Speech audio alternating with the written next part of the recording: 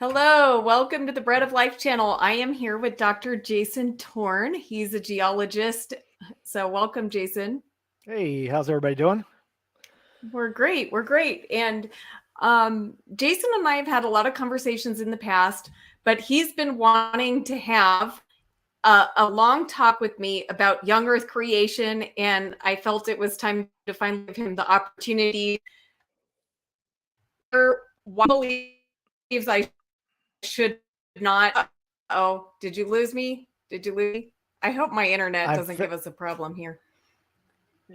I don't know if it's me or you. You look fuzzy. I don't look fuzzy. Okay. Yeah, I lost you for a little bit. I think my internet is. I hope my internet doesn't give us a problem. Can you hear me okay now? I can hear you. Yeah. Yeah. Okay. I can hear you. Can you hear me? Yep. Okay. It's getting a bit better now. Okay. So, but I was saying, I don't know if this cut out or not, but I said, you've been wanting to have a long talk with me about why I shouldn't believe in young Earth creation. So I thought this would be a good opportunity for us to talk about that. And so this is our come to Jesus. And I want to actually ask you a question first. Please. If it turns out that young Earth creationism is true, would that increase your likelihood of believing in Jesus? Okay, that's a good question. I don't think I would believe in God, but I think it would increase the probability of me wanting to believe in it. So, or it would be evidence to support that. Now, I don't think it would be conclusive evidence. I don't think it would be evidence again that would convince me to believe in that God. But I think that would be, given what we know of our earth sciences and evolutionary theory and all of the evidence that we have that support an old earth and evolutionary theory, if we were to suddenly discover that all of those theories that all intermix and corroborate each other were wrong, and that it's actually 6,000 years old and we actually don't have an explanation for the creation of the earth that just popped into existence 6,000 years ago, that would be evidence. Yeah. And I would have to be forced to think about that. So would you have any other alternative possibilities other than we were designed and created by God? Yeah, I mean, I wouldn't immediately jump to that, although I think that it's as a scientist, I'm not going to say that it's impossible. I'm going to say that it's highly, highly unlikely that what you're talking about would happen. But again, I think that if that were to come about and people were able to provide scientific hypotheses that were shown to be the case, that it was 6,000 years old, and we have more evidence to suggest that that's the case, we would just be forced to explore why that is the case and what naturalistic mechanisms would have resulted in the earth being 6,000 years old. So I don't think it would point to a supernatural outcome. I just think it would point to the fact that some of our theories are not correct and we have to readjust those and think about why that's actually the case. So I don't think it would point to, again, to a supernatural being, but it would be, maybe God is not supernatural. I don't know. Maybe God is something that can be proven via the naturalistic laws that we know of. But that's a good question. I think it would, that would be evidence, if that's the case, Cool. Yeah. Yeah. I'm willing to, I want to be open-minded on this topic. As I was thinking about us having this conversation, I didn't want this to be like me trying to show you why you're wrong. I'm not here to do that. I want to be open-minded, but I also want to understand why you believe the things that you believe, like why you think that the earth is 6,000 years old. Is it because of your religious perspectives, and that has led you to think about what science may corroborate those religious views? Yes. Okay. So let me follow up with that with asking, do you think that that if presented with evidence that showed that the Earth was not 6,000 years old, would that change your viewpoints about God? Well, it would change my viewpoint about the Bible, or at least, I would have to reinterpret Genesis in a, in a non-literal fashion. I would have to interpret Genesis differently. And a lot of people have done that. But you asked if I was given evidence. I do feel like I've already been presented with evidence that is, would point to the Earth being old. But I think I've also been shown evidence that the Earth is young. So I don't think that there's like that I've come to a conclusion either way with the scientific evidence. I think there's good evidence on both sides. So it's kind of conflicting evidence right now. So I can't look at the chat. If I look at the chat, I get all these questions that are coming up by people I know. I can't. Oh, chat! I can't respond to your questions while I'm talking to Jason. Rebecca. Sorry. I know. Look, okay. Let me start questions right now. I can't go back and look at the whole thing, but let me, guys. If you have questions.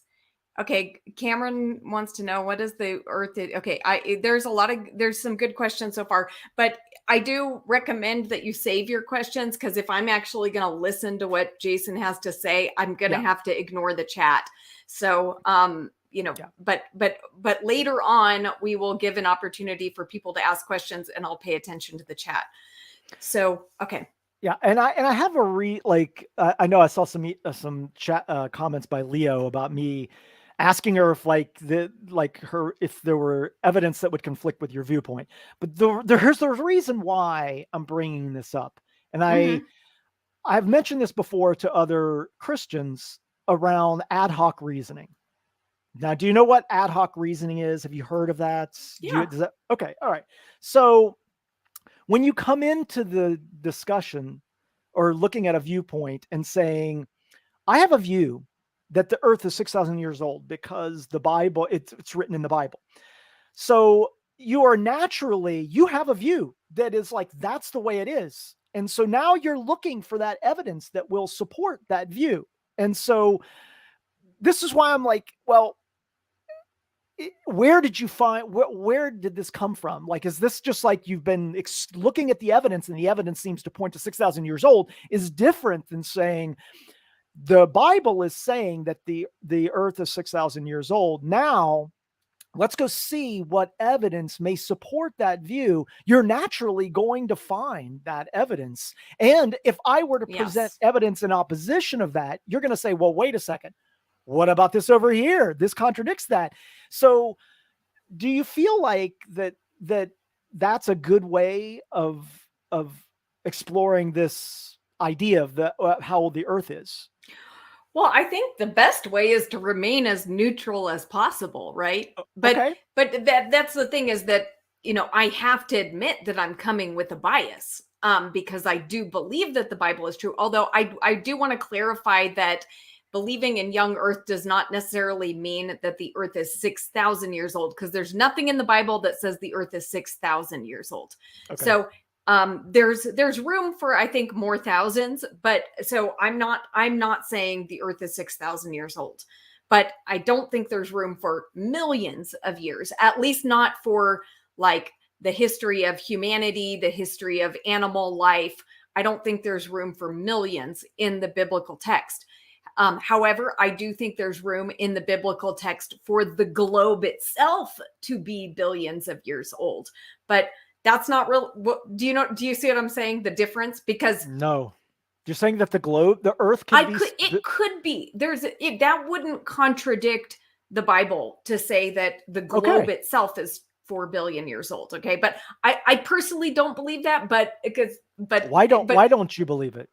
Well, because it kind of goes together as a package deal. Like the millions of years goes with the billions of years. It's all coming from kind of the same like way of looking at Earth's history. So I could be persuaded. I mean, I could be persuaded, but I don't want to really, we can put aside the billions, because we're kind of talking about geology and related to, the more recent Earth history, right? Well, you mean like hundreds of thousands of years in terms of like particular geologic events? I mean, obviously, I'm saying the millions of years of geologic events, right? The events that we're looking at when we're looking at rock layers and stuff like that.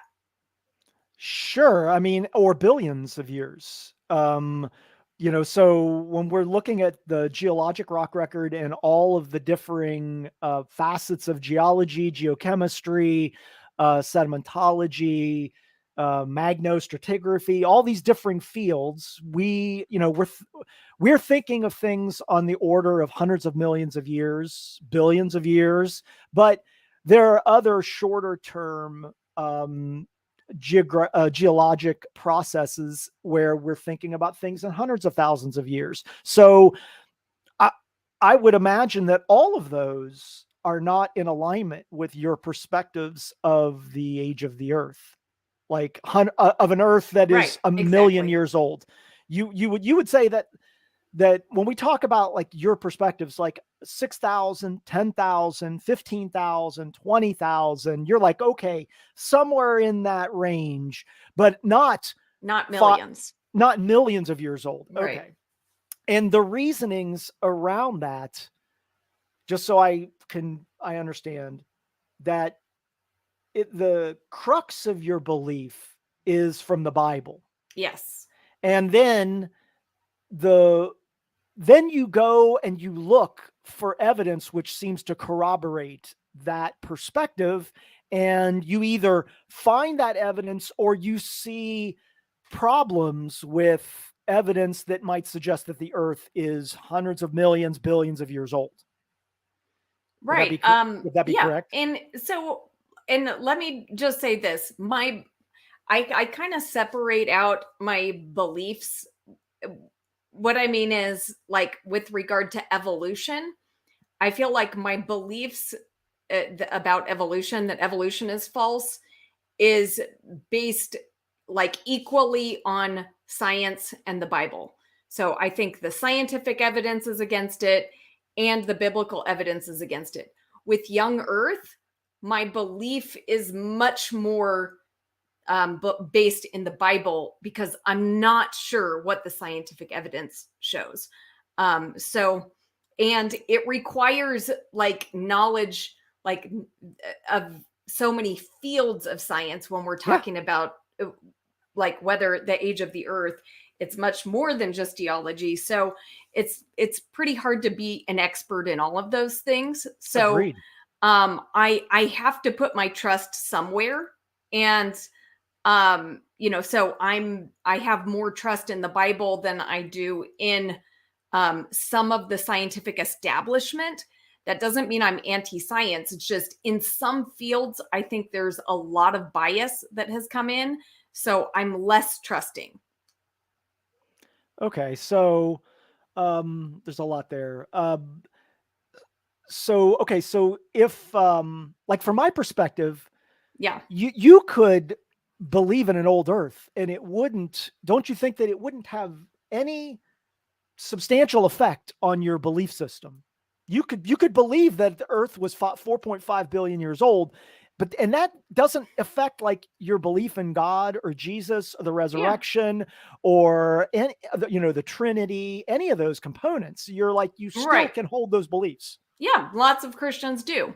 And I also do want to clarify, because I know there's Christians that believe in evolution, believe in the old Earth. That's great. I'm not trying to convert anyone to young Earth creationism that's already a Christian. Okay. I'm fine with any Christian who believes that stuff. So this isn't about like what it would mean for my beliefs. It's about what I think is true. Well, okay. Yeah, absolutely.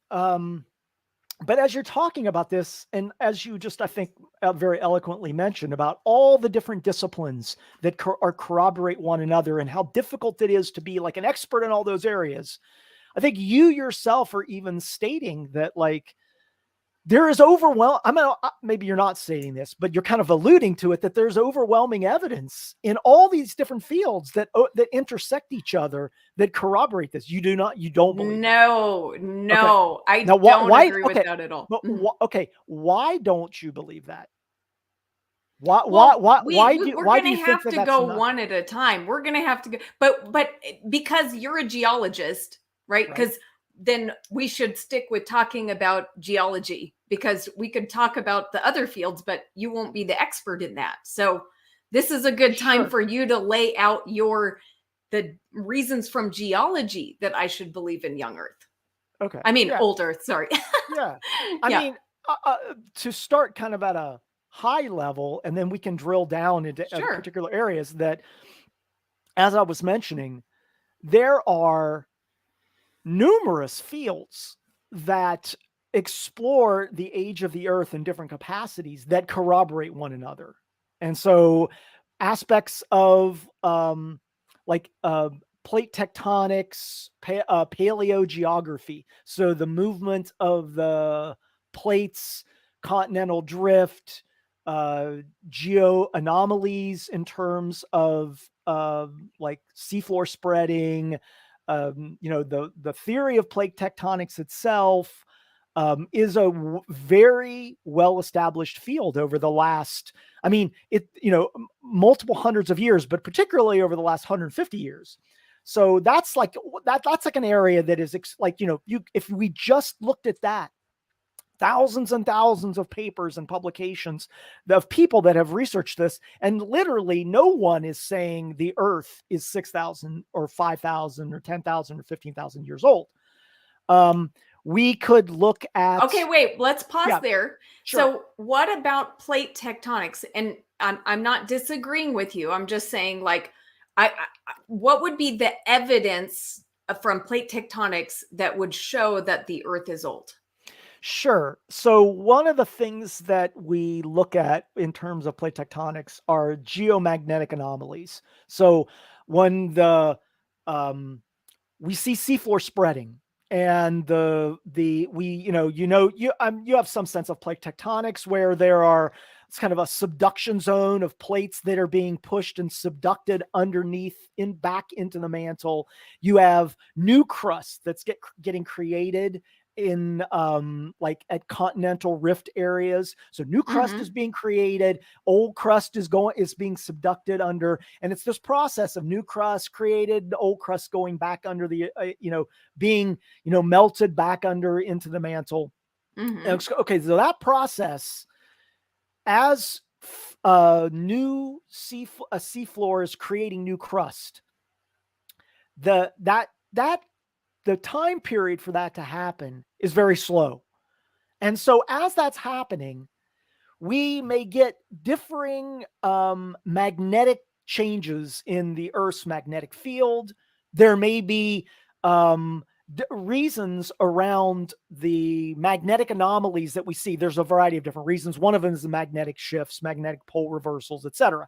When we see that, we see these changes, these anomalies. These magnetic anomalies are slightly different in terms of the movement of the North Pole.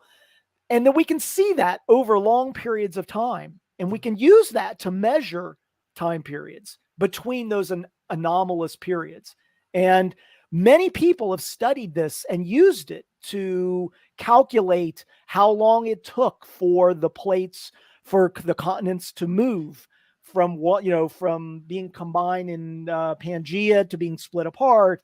And those anomalies align with other anomalous readings that we use to explore what's called magnetostratigraphy. So another process that we can use to look at not just at seafloor spreading, but other places in the Earth to look at those anomalies. And they line up very well. So those aspects can then get corroborated with other facets of geology, like radiometric dating. So it's not just, I've got this field and they're studying X, and this is how they've determined the age of the Earth. It's that field corroborates with a number of other fields that all kind of zero in at this old Earth time period.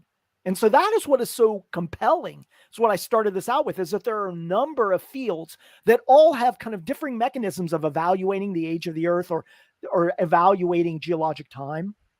Mm-hmm. They all corroborate with an Earth that is not, hundreds of thousands of years old, but that is billions of years old. So, okay. So I guess what I'm trying to say is that, like in many fields, it's not just about one person doing research. It's not just about 10 people. It's not even about thousands of people. It's about thousands of people in differing disciplines who don't know each other, that are not even related to each other, coming to the same conclusion on a particular topic. Now, I'm not going to talk about evolutionary theory, because evolutionary theory is another one where you have all these differing disciplines that are all looking at the progression of human development, descent through modification. They come to the same conclusions. This is how theories are formed. When we say a scientific theory, something where we have thousands and thousands of hypotheses in differing disciplines that all corroborate one another.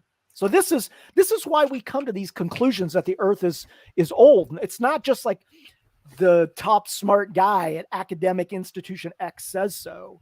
It's because there's this corroboration amongst all these disciplines in a particular area. Now, if there were to be somebody that came along with a viewpoint that was in opposition of that, they would have to show why their position is valid in compared to all these other researchers, which is not impossible. Like, people have done that. People have come up with theories or hypotheses that have turned science on its head.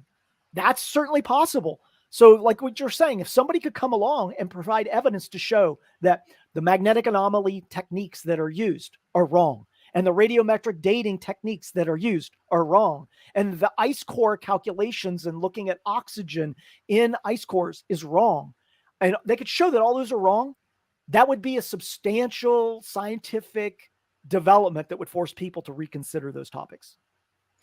Okay, now I want to make sure I'm getting straight what you're saying, because like, if you're correct, I would count that as evidence against a young Earth. Okay, so you're saying that the way that we measure plate tectonic movements and all the things that happen at the seafloor and everything, that is independently calculated. It's not calculated with radioisotope dating. It's calculated in another way, and it completely matches up with radioisotope dating. Well, when you say completely match up, it matches up within an order of magnitude. So they line up in terms of the age of plate movements that are on the order of hundreds of millions of years.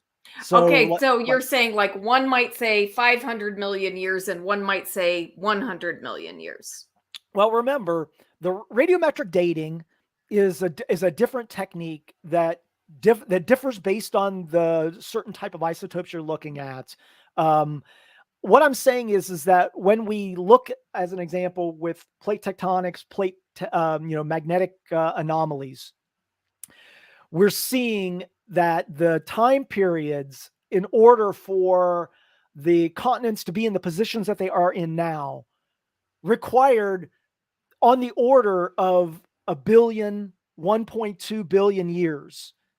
And radiometric dating has, depending upon whether it's like potassium argon or argon argon, or these differing isotopes that like decay at different rates, like argon measures things up to like 4 billion years old. So we're talking on the order of billions of years. We're not using radiometric dating to measure the geomagnetic anomalies, but those all are on this magnitude of billions of years in terms of time periods. It's not in hundreds of thousands of years or tens of thousands of years. So in that respect, it's not in alignment in terms of what your kind of view is in terms of like, oh, it's got to be 20,000 years or 30,000 years. We're talking about orders of magnitude greater than that. Right. But the reason I asked if they line up independent, like they take separate, they're independent, two different independent measurements that give the exact same dates or close to the same dates, then I would count that as evidence against the young Earth. But if they yield different dates by on a large scale, then I would assume maybe both methods are wrong. And so I wouldn't count that as evidence against a young Earth, because clearly there's something going on, that might not be correct.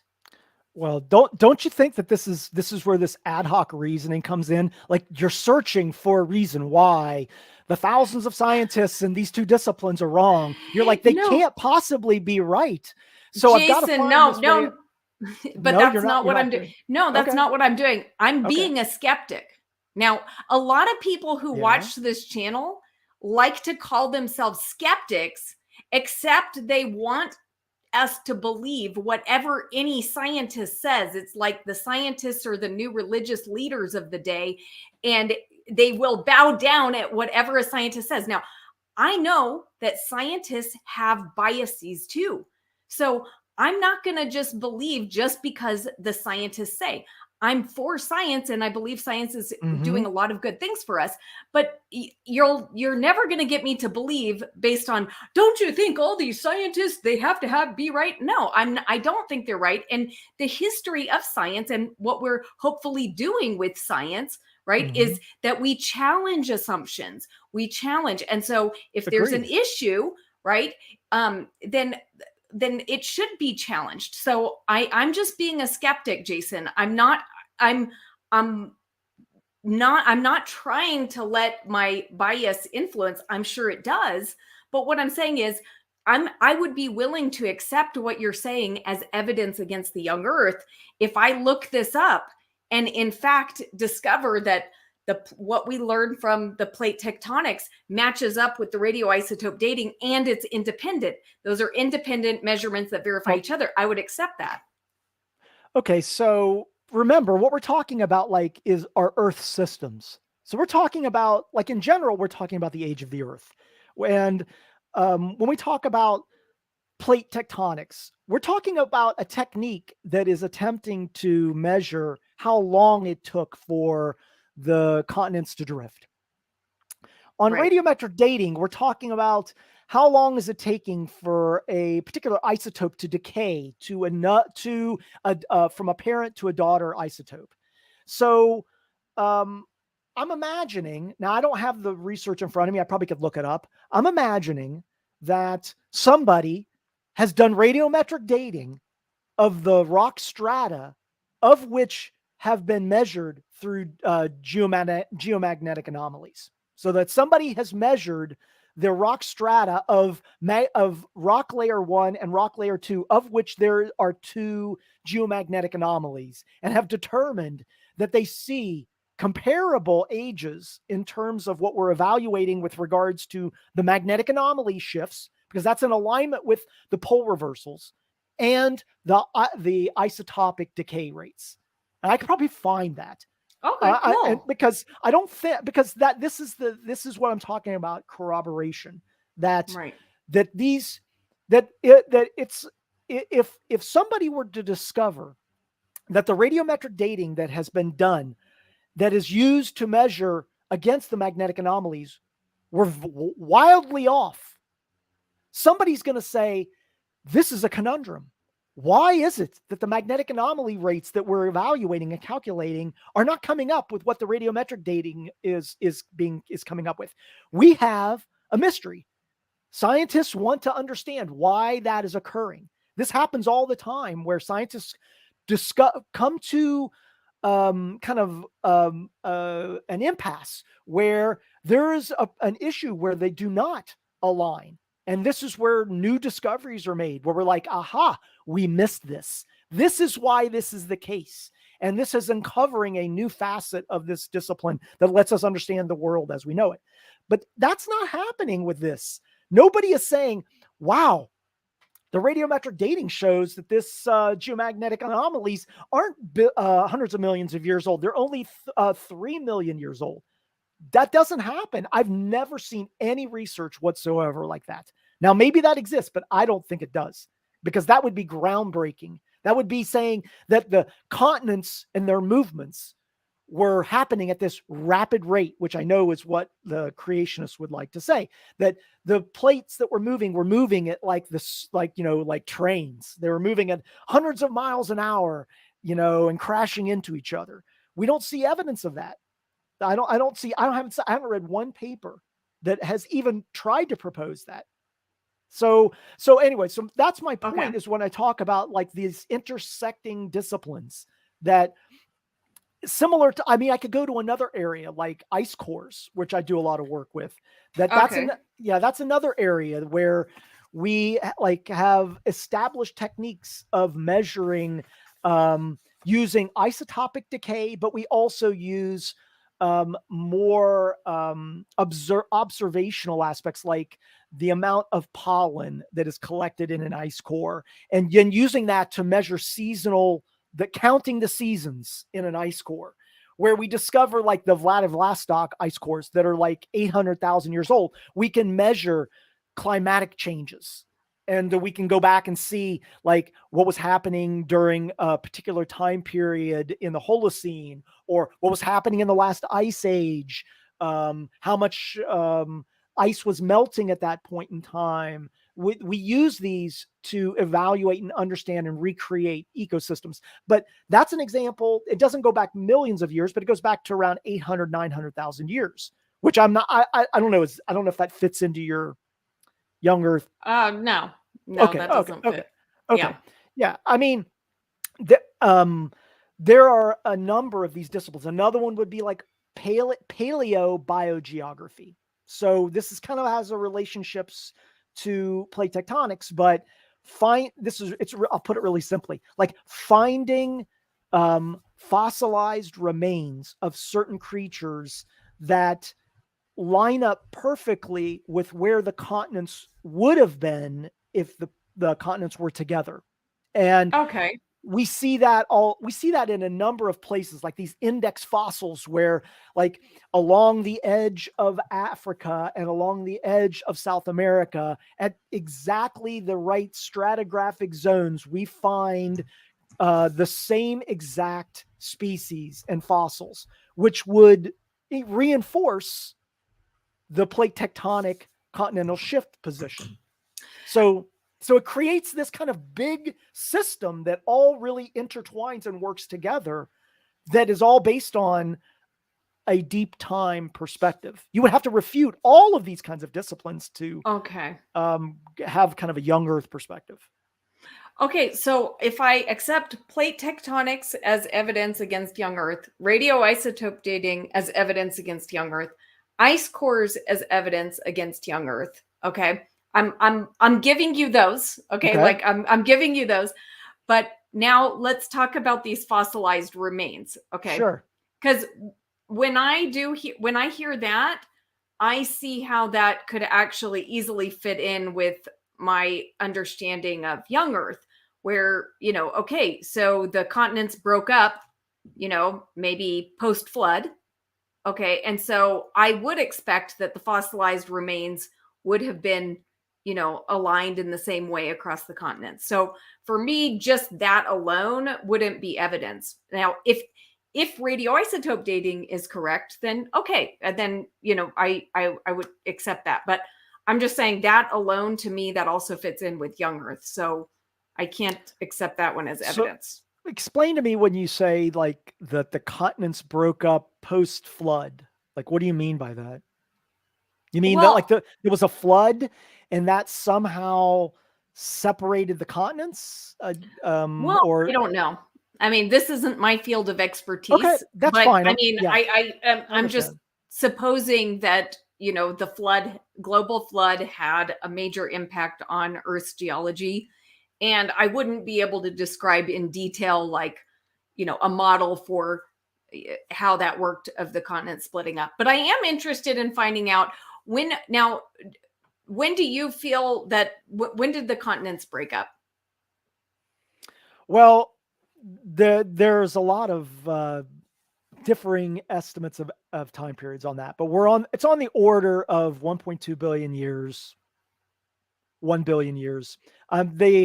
There are differing, like if we looked at this paleogeography, like we had a point in time of Pangea. There have been multiple shifts of the continents, and I'm not an expert in like the continental movement facets of like the history of the movements of the continents. There's like Gondwana land, Pangea. There are these names that people give for these different components of the different continents as they were oriented in different structures. But the point is that the continents have moved in a variety of different fashions that are based on our understandings of plate tectonics, of which we have a very good understanding of the time periods and the kind of the physical processes of what it takes for new crust to be created and for that to move over time. Like on the order, like I forget what the order is. It's a very slow period of time, like an amount of centimeters that we're talking about on a yearly basis, like 1 centimeter a year. That process resulted in the movements of the continents and would have occurred like long ago. We're not talking about 5 million years ago, 1 million years ago. We're talking on the order of hundreds of millions of years or billions of years. I have to look up what the exact date is on it, but it's way out of the order of magnitude from the young Earth creationist perspective. Okay, now what do you think? I want to give you a chance to present all of your evidence against young Earth, and then I would like, if I can, ask you questions about maybe some of the things that I think are evidence for young Earth. Sure. So I mentioned plate tectonics. I mentioned radiometric dating. I mentioned ice core analysis. I've mentioned paleomagnetism, so magnetostratigraphy, the pole reversals, glaciology. So that's another aspect that that we can use to measure the age of the Earth, at least from a more recent time period, but certainly beyond a young Earth perspective. So yeah, can I stop you right there with the pole reversals, because I would like to hear more about like what is the actual evidence for these pole reversals and stuff, because from what I understand, we're seeing the Earth's magnetic field decay.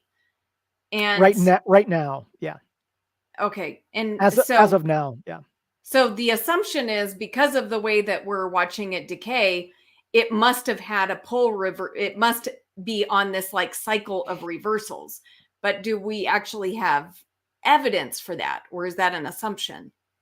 Well, I think the estimates are that the poles have reversed around 180 times.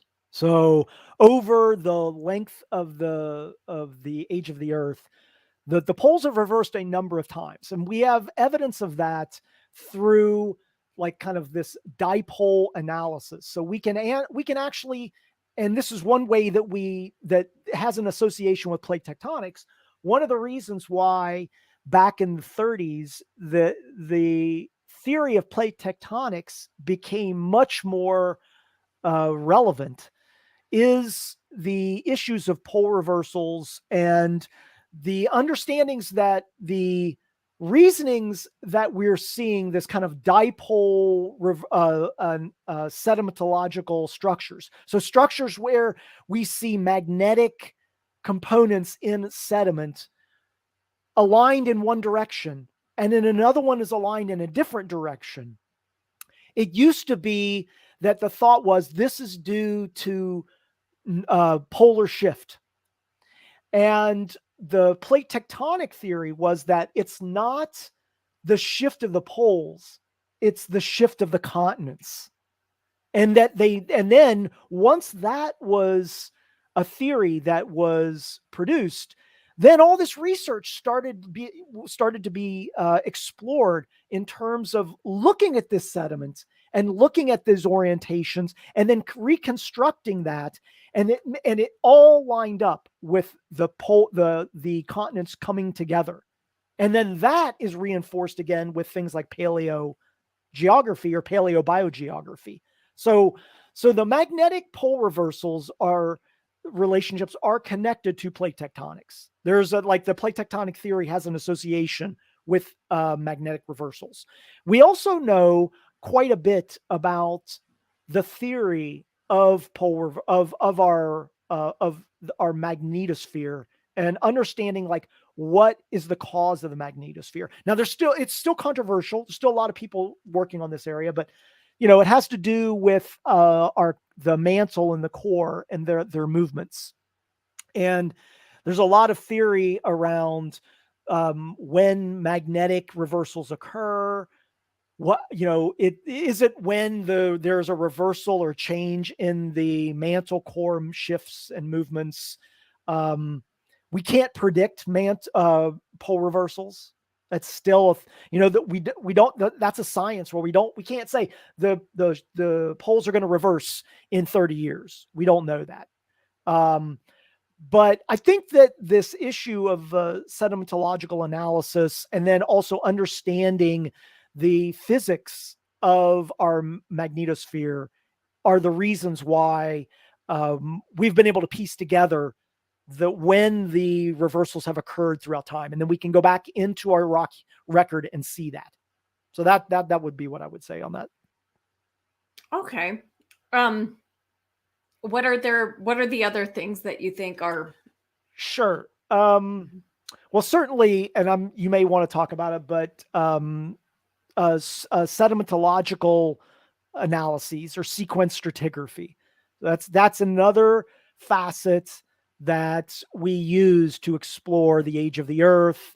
And it has facets of relative time as well as absolute time. So we're looking at the kind of the relative components of time in terms of sedimentological structures, but we also can use chemical processes to understand like kind of chemical stratigraphy to understand like the age of certain layers based on their chemical compositions, like the iridium layer.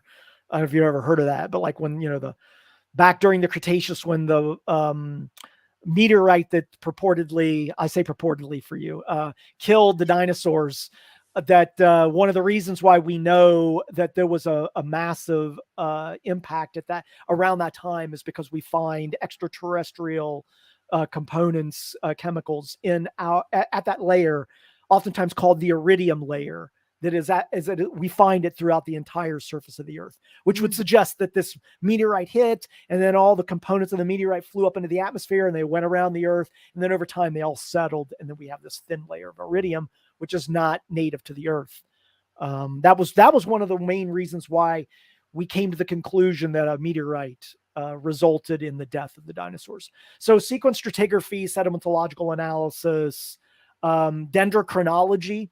That's also a more recent facet, but tree ring analysis, and then evolutionary theory. We're not going to talk about that because it's not geologically based, but interestingly enough, evolutionary theory aligns with what we know about deep time and our geologic processes. So those are just some of the things. I could mention some other ones. The other thing I would mention is with radiometric dating, there are other methods of dating, like luminescence dating, resonance, I forget what it's called. There's a number of other types of dating techniques that are not strictly based on isotopic decay that can be used and that also align with what we see in terms of radiometric dating. So maybe now, I'll just if there's like a dating method doesn't align with radiometric dating, then how do you determine what the age of something is? Sure. I mean, there are certainly situations with radiometric dating. Like I know that some isotopes are used for younger dating and some are used for older dating. Like radiocarbon dating is right for dating that is for 50,000 years, 100,000 years, and that other types of isotopic decay are used for older periods. So there are certainly differing types of radiometric dating that are used for different types of materials, and there can be issues with regards to like, were parent materials interjected into the origins, into the origin component. So were external parent materials like what's the word I'm looking for, that they are corrupting the sample. So that's always a concern. So when we get these, like, I've got this date, you've got another date, it's about replication. It's about like let's do this at a number, like let's have a number of teams do this dating. Let's go back and make sure that the dating that we're looking at hasn't been corrupted and that there's not other materials that are being interjected. Let's look at the techniques we're using. I mean, this happens a lot. And if you go back the last 80 years or so, there have been thousands and thousands of radiometric dating tests that all, I don't want to say match each other identically, but they're all within a margin of error. They're all within that margin of error of validating what we know in terms of the decay rate for that particular isotope. So, well, what about though when other dating like contradicts it? For example, like I'm sure you know about like the termite that was found in like rock that's supposed to be 250 million years old, and DNA has a half-life of 521 years. So you find a termite with its DNA intact in this rock that's supposed to be a 250 million years old. So how do you reconcile which one of those dating is correct? And that's okay. In that situation, what is it more likely that the dating, that because of this one situation, we now throw out a technique that has been validated thousands and thousands and thousands of times, but because we've got this one anomalous situation, we're to say it must be that the technique is wrong? There could be other reasons for that. Like, I don't even know the example you're talking about. The termite in the, like, I'll have to look it up. I mean, I'll give you another example. Yeah. Okay. And here's one that, like, I thought you might mention that the diamond issue. Have you ever heard of the carbon in the diamond issue? Andrew Snelling's carbon in the diamond. Okay. There's a huge amount of research in diamond analysis. And obviously, because diamonds are very, are worth a lot, and so the research around like how old diamonds are, where diamonds form, measuring the age of diamonds is very well established science. So when somebody says, but wait a second, we found carbon in this diamond, this must mean the diamonds are not billions of years old. Okay, is that the immediate thing you would jump to? I would immediately say, wait a second, what's going on here?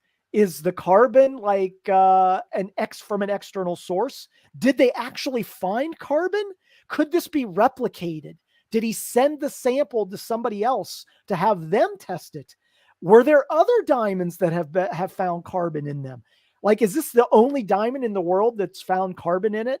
I mean, oh, no, I think it was done multiple times. And just for people who are watching, we're specifically talking about carbon-14 being found in diamonds. Correct. That's what I meant. And just to clarify so that nobody gets confused, because of course there would be carbon in diamonds, but carbon-14, which should not be, some of these diamonds are said to be 1 billion years old. And so they shouldn't have any carbon-14 in them, but they have been found, and it has been done more than once, but I wasn't going to bring that one up.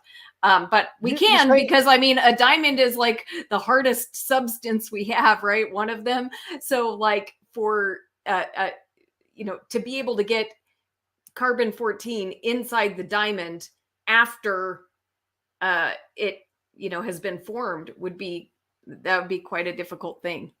So I know, but my point is, so you're saying that other scientists have found diamonds with carbon in them.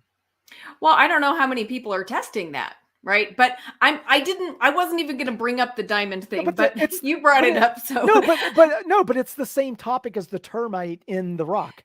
Is that an anomalous Well, wait a second. An anomalous situation that somehow points to some flaw that may seem as supportive to a young Earth. So we say we have this process, radiometric dating, that we feel is a fairly established process that has been done by thousands of scientists over 100 years, that is used for a variety of differing scientific processes. And then we're like, but wait a second.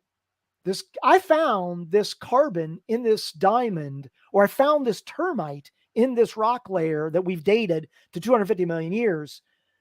That must mean that the science around all the stuff I'm talking about must be wrong. And I'm saying, I think that's flawed reasoning. And I also think that that's ad hoc reasoning. I think that he's got a perspective that says the Earth must be 6,000 years old or must be young. So I'm going to look for a situation. He has a preconceived notion that that's the case. And so he wants to find the carbon. He in some way he's biased to say, like, I mean, is he? I don't think Andrew Snelling is like a legitimate scientist. That's okay. But Jason, let me ask you this then. Yeah. Would you say that there's bias in the opposite direction? Those who are starting with the presupposition that the Earth is billions of years old and that evolution is true, are they also looking for things to confirm that? Look, as a scientist, I would love to be able to discover something that is novel, that blows a theory out of the water. I would love to do that and make my career. So like, I just don't think that a scientist that is not already, and I'm just going to say it because this is the way I feel, that is not already indoctrinated into a particular non-scientific religious perspective. So like Andrew Snelling is, Answers in Genesis. These guys, Answers in Genesis, the ICR, like these groups, they have a vested interest in pushing a position that the Earth is young, that Noah's Ark occurred, etc. So scientists that are not in those groups are not like, I'm in the cabal of deep time and I have a preconceived notion of deep time that I want to push. That if it's just like with climate change, I'm a climate change scientist. If I were able to find evidence that would suggest the climate is not changing in the manner that it is, I'd publish that shit in Nature, man. It would make my career. I would absolutely be interested in that. Also, if I felt that it was like objective and I could have other scientists review my work and say, wait a second, double check my work here. Is this right? Because this goes against thousands of other scientists. I would be absolutely willing to consider that. I just think that these. How willing do you think those thousands of scientists would be to consider what if you found that? Well, how willing do you think they'd be to consider your research? Here's the thing. The science is the science. Like if they can't dispute the research, they can't dispute the research. So like with Andrew Snelling, if Andrew Snelling's work with carbon and diamonds can be shown, where did he publish the work? Like, I don't even know, like I'm looking at this, if he actually published it in if it's a paper, like, I'm not quite sure. Maybe somebody can cross-check me in the chat if the Snelling diamond work is actually in a peer-reviewed paper. But like, if his work is in a peer-reviewed paper and that other people are going to read it and he can say, look, I have the samples. Somebody else can test the samples. There's carbon here. And another scientist tests it and goes, there's carbon. Suddenly we have a conundrum. Like I said, we have the situation where like, wait a second, why are diamonds have carbon in them? There must be a reason for that. Now, maybe it's not a 6,000-year-old Earth reason. Maybe there's another reason for that. Maybe it's an inclusion. Maybe it's a corrupted sample. Maybe there's another reason for that. Snelling should be willing to consider all of those options if he's a legitimate scientist. But if he's saying, look, found this carbon in the diamond, 6,000-year-old Earth. This is support for creationism, but nobody else can look at my diamond that we checked, and I'm not publishing it in a peer review paper. That's questionable. That's like motivated reasoning, I would think. Yeah. Well, how many things would it take for, like, how many examples like the termite DNA in 250 million year old rock? How many examples would it take until that was not anomalous? Okay, I don't know, but certainly we should be able to replicate it. It shouldn't be one time. There should be should be able to retest this over and over again. And if you found a diamond with a diamond with carbon-14 in it, we should be able to go out and find a number of situations like that. And if that's the case, then a new theory, or a new hypothesis, I should say, would be formed around maybe there is something unusual about diamond formations that result in carbon-14 as a remnant. There could be a reason for that. And it may have nothing to do with the age of the diamond. The diamond could still be billions of years old. And for some reason, I don't know, maybe I don't So have then at that point, would you say that carbon-14 dating doesn't work? No, because they're not doing, no, I wouldn't say that. I would say that there might be a reason why there is carbon-14 in this diamond. I don't know. I don't know what the reason would be. I don't think. But if it gives a carbon-14 date that's only in the thousands of years for a billion-year-old diamond, then would you say carbon-14 cannot be relied upon as a method? No, I wouldn't say that. I would say that there's there is some reason why this diamond, and again, maybe it has to do with the way diamonds are formed. And again, I'm just speculating here. I don't think any of this is the case. I don't think that diamonds have carbon-14 in them. But if, let's just go with the hypothetical that it does, then I don't think that would throw out carbon-14 dating. I think it would if that was the case, it would require many, many situations where we have things like diamonds with carbon-14 in them. And we would have to have a reason why that's the case. We'd have to have a scientific reason, an explanation of why that's turning up. I have no idea why that would be the case, but I don't think it would throw out carbon-14 dating. Carbon-14 dating and radiometric dating is its own, technique and theory that has been validated over and over again. So you're going to need more than just a few samples of diamonds with carbon in them to say, I'm going to throw out carbon-14 dating. Now, you're saying it's been validated over and over again, but in what way? Because like, there is no way to go back to, 2 billion years ago, a billion years ago, and find out if, what we thought, like, there's no way to go back and see whether or not our radiometric dating is actually accurate, right? Is that the only way to validate if something is true or not? Is if we we can physically go back to that time period? Not for all things, but wouldn't you agree that things that we can, like, observe the conditions now is much stronger scientifically than things that we extrapolate from the past? Okay, generally, but not always. That's not always the case. I don't think that that we need to have physical observations to be able to test a hypothesis. Like I guess what you're saying is that the half-life of carbon has changed over time. No, I'm not saying that at all. Okay, well then I guess I don't understand, because we can do testing of the rate of decay of carbon, and that helps to validate the only thing you could say is that the methods that we are using to test this carbon-14 date, this rate of decay, are somehow wrong. But wrong in lieu of what? Because you'd have to say that carbon-14 dating somehow was different in the past, or carbon-14 decay is somehow different in the past as it was in the future. And that's actually a position that many young Earth creationists ultimately resort to. They resort to the fact that what happened in the past, that this kind of uniformitarianism aspect, didn't happen the way it is now. The limestone formation now was not the same as it was in the past. That's what many folks resort to because they can't come up with any other answer for these kind of questions like radiometric dating. That, oh, the carbon just decayed at a faster rate in the past than it did now.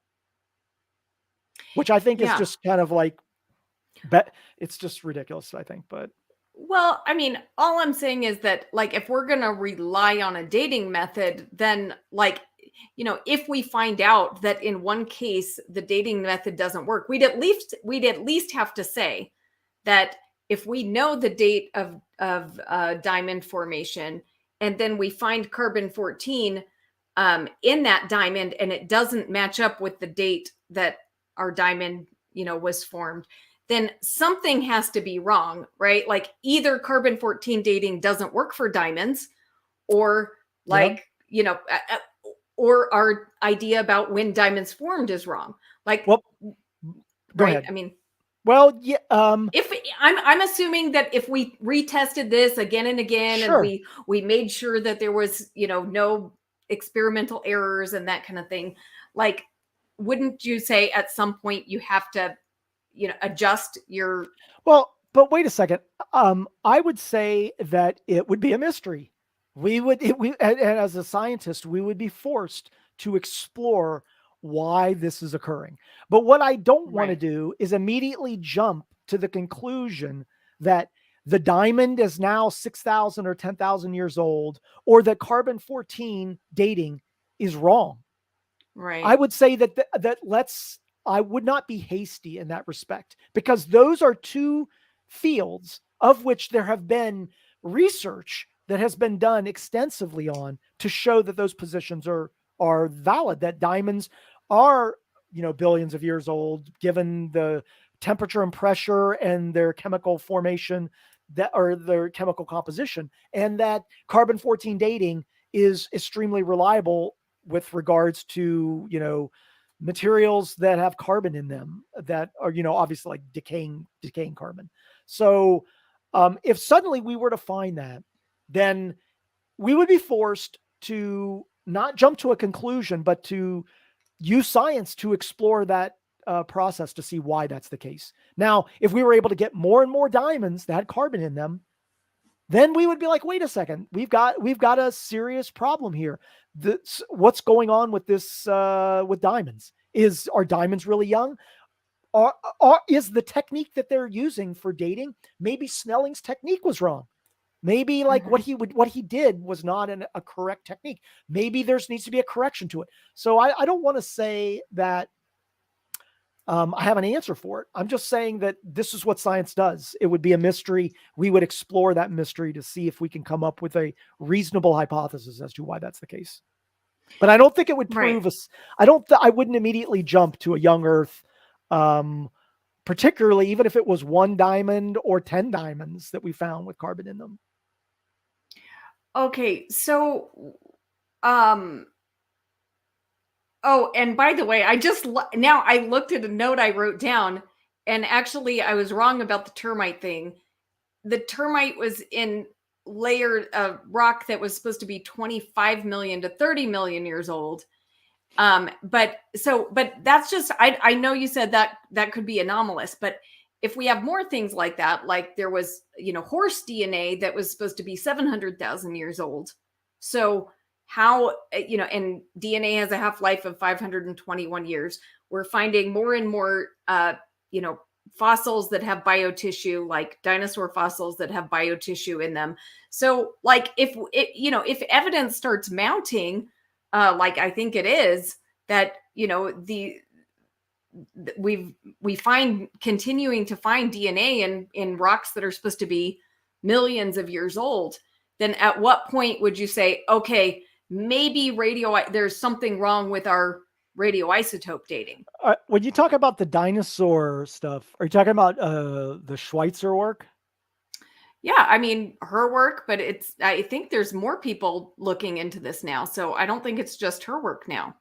Well, you know, Schweitzer takes particular umbrage to the Oh, creationist position. I understand. I'm familiar with that. We don't have to do a big thing about that, because we have more geology to talk about. But I'm just wondering how many anomalous things would it take until it's not an anomaly anymore? Look, I can't give you a number on that, but that's the same amount for any type of hypothesis that is proposed that goes against well-established theories that have been shown to be valid over like hundreds of years, or in 100 years with thousands of researchers. If suddenly you were to come up with an experiment or evidence that would suggest that a particular established phenomena is completely wrong, I mean, technically it could be like a small number. So, but it would have to be like something that somebody's like, I published this paper, and this paper shows that diamonds are actually very young. And so it wouldn't be, I found carbon-14 in a diamond. It would be, we found this carbon-14 in a diamond, and then we decided to go off and test a bunch of more diamonds, and we found other diamonds that had carbon-14, and then we did this other analysis, and that other analysis has led us to this hypothesis. The hypothesis is that diamonds actually form in this manner because of what we've just discovered, and we've put together this hypothesis that would suggest that diamonds are actually have the potential to form in 40 to 50,000 years. Like, that would be, and then you publish that work. Now, other people will look at that work and they'll try to replicate it, and they'll try to see if it's valid. And over a number of years, people will be like, wow, this is a good paper. We can't shoot any holes in it. It makes sense. And this other guy validated it, and this other woman validated it. Then it's like, okay, we have a new hypothesis on how diamonds are formed. That's what it would take. Okay. So, and if that, okay, here's the thing. When did the Snelling work even come out? Well, we're staying on this Snelling thing for a long time, and you brought that up. So yeah, but this is an important point, because you could keep on bringing up like these one-off situations. So you could be like, okay, the horse poop in the whatever, or the termite in this, and each one of these is an ad hoc reasoning thing. It's like, there's a dominant theory, but guess what? I found this one thing, this one work, and it proves my ad hoc position that the Earth is 6,000 years old. Therefore, how do you explain this, Jason? Now, you can't explain it. Therefore, okay, I'm not going to do that. I'm not going to do that. I'm not going to give you any. I'm not going to give you any more like that. No, it's okay. I'm okay with that. No, I'm really interested in hearing more about like the geology of, like, for example, North America. And I have a few other things that I want to talk about, because, I hear a lot of young Earth creation stuff. Okay. I'm not as diligent about studying this as I probably should be. And there's people who could represent it better than I could. But there's to me, some pretty good arguments against the old Earth position, from like the geologic layers and the issues with erosion. Let's just do that, because I'm not interested in like going through like the geology of, like, look, man, the geology of North America, like, it'd be so boring. You don't want to hear all that, and I don't want to talk about it. But I am interested in, because like, that there's established science in all of the areas that I mentioned. But if you think you have particular examples where you're like, I think that this area somehow refutes or supports young Earth creationism, then I want to hear it. So yes. Like, what's your best piece of evidence that you think is like in what area? Like, I don't know if it's the best. I can't order which one is the best. Okay. That's okay. Okay. But one argument that I've heard that to me sounds like a really, pretty strong one, is that, so North America is in the general form that it is today. I'm not saying nothing could have happened in the, farther back in the past, but I Googled it. It's supposed to be like between 200 and 300 million years old. Okay. Sure. So you're okay with that? Yeah, that's fine. Yeah. Okay. So the Pacific coast, it erodes about average of 8 inches a year. The Atlantic coast averages about 31 inches a year of erosion. So at that rate, the coasts would meet at 4.2 million years. So why hasn't it been completely eroded in this time? Well, do you think that erosion rates are constant throughout like all that time? I mean, I don't know. yeah, I mean, just like with the magnetic anomalies, like of the decreasing, we don't see like constant erosional rates like that. It has a lot to do with oceanic flow. It has to do with atmospheric patterns. It has to do. There are a variety of things that influence erosional rates. It also has to do with like, fluvial processes. How much sediment is actually being used to create new new structures on fluvial outlets. So I don't think that the average rate, to say, when somebody says we see an average rate of X a year, right, results in saying, oh, we can go back into time, and therefore if that was the case, then the continents would have just gone away. Therefore, that's some evidence for a young Earth. So are you saying for like 195 million years, there wouldn't be erosion? Because like, even if we change the rate, like up, down a little bit, right? We still have this huge problem of like, there would have to be no erosion for 195 million years at least. But wait a minute. But you know that we're having uplift. You know that there's geologic uplift. Sure. You would agree that's happening, right? Yeah. Okay. Yeah. So we have uplift occurring, which is adding material to the continent. So, or at least material that's being exposed. So that is new material that's added. So that's offsetting any amount of material that might be eroded at the oceans. You would agree with that, right? Well, yeah, but if that's true, then where's the evidence of millions of years of erosion? Because, when you look at like a picture above of like the continent and you see like along the coastline, there's like a little, like a lighter area that's right there. And you can see the amount of sediments that have eroded, right? So where's the evidence of millions of years of erosion?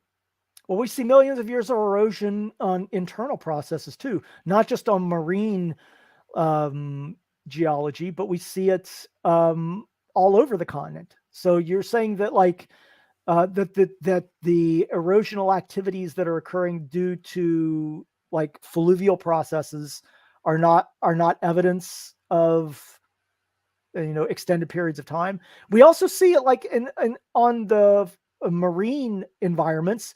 We see marine progression and regression along coasts. I mean, this is like carbonate geology, where we study like the interfaces between oceanic and land structures. So we see that in the geologic rock record, where we see progressions and regressions which relate to sea levels rising or decreasing. We see reef formations, and then we can see the progression and regression in the rock record. That's evidence of millions of years of erosion and sediment production along those coasts.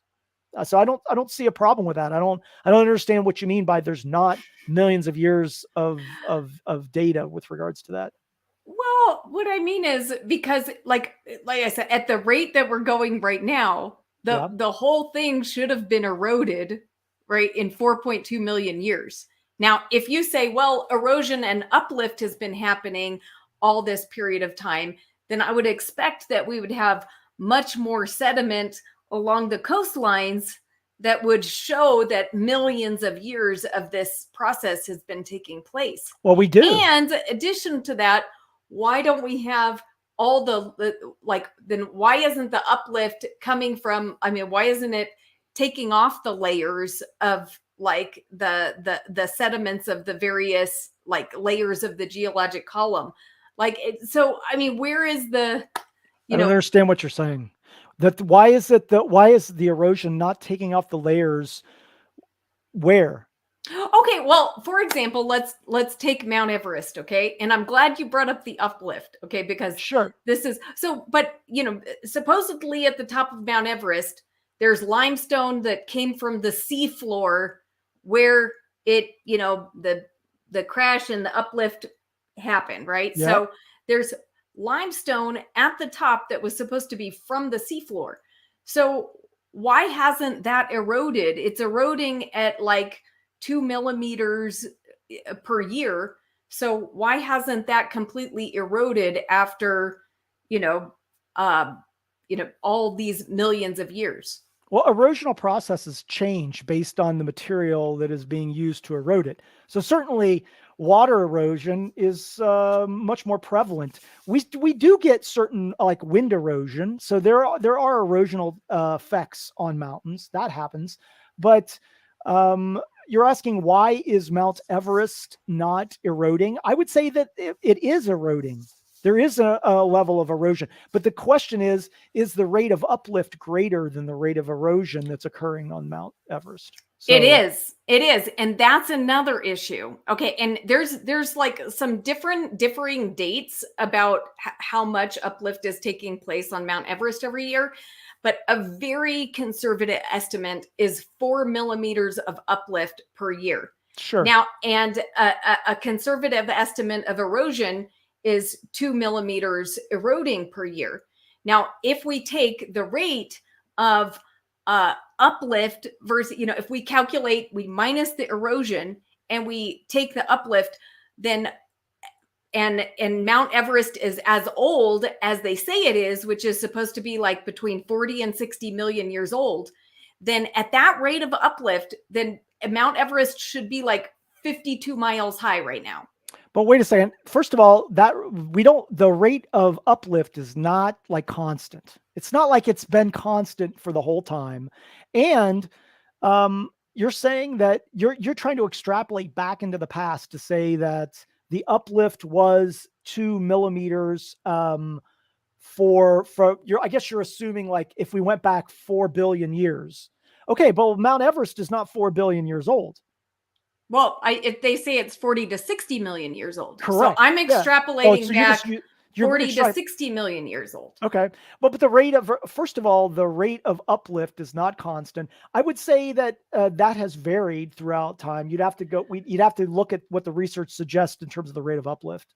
So wait, but Jason, I hope you will understand how frustrating it is for someone who's like, but wait, hold on. When the evidence is not convenient, you say we can't extrapolate into the past. No, we can. I'm just saying that you haven't looked at that. But when you feel that it favors, it seems like you're okay with assuming things from the past.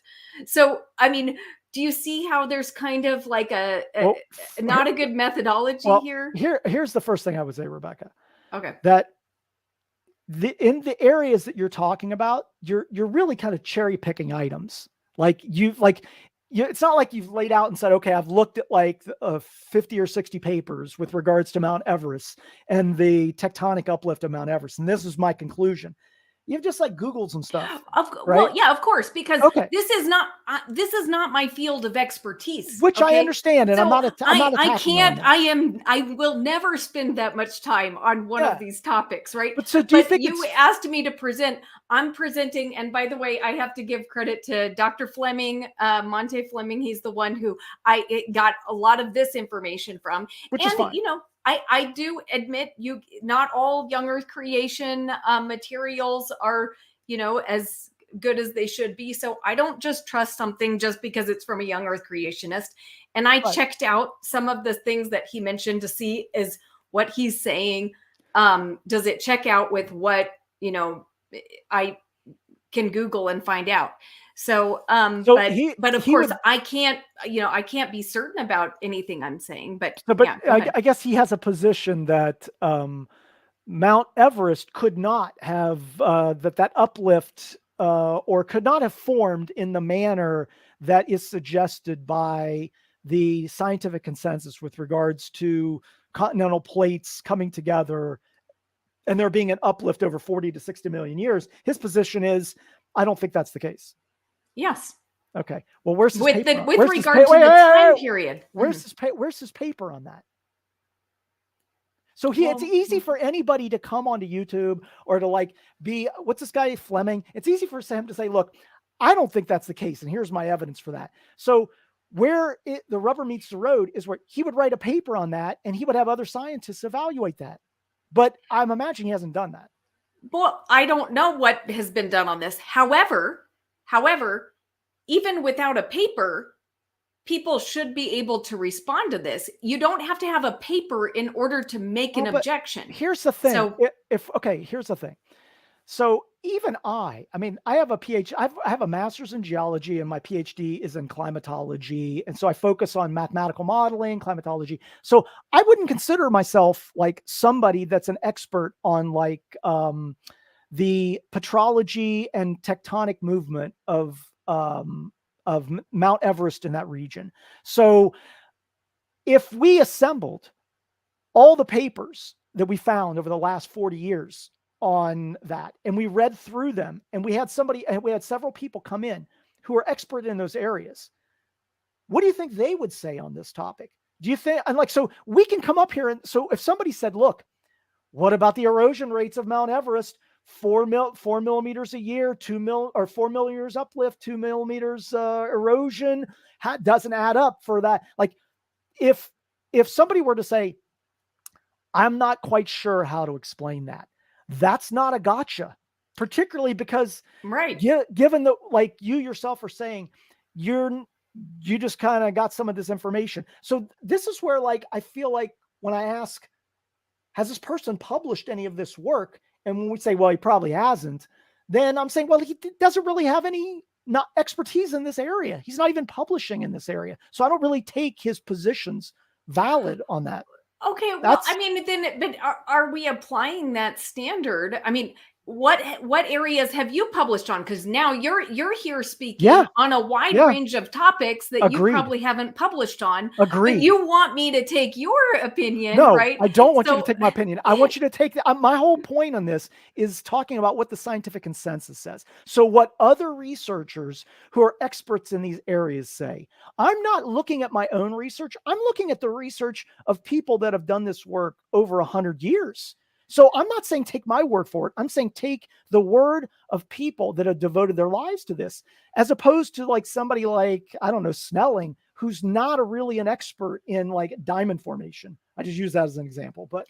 Okay. Now, but supposing that someone with expertise in geology reads papers published by other people discussing the issues related to erosion and uplift with Mount Everest, and then makes an argument based on that. Right. Is that a valid way of assessing?